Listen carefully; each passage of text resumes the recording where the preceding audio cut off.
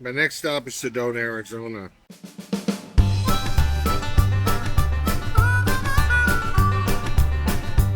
It's a very spiritual place. It's just outside the Grand Canyon, and I just felt so energized.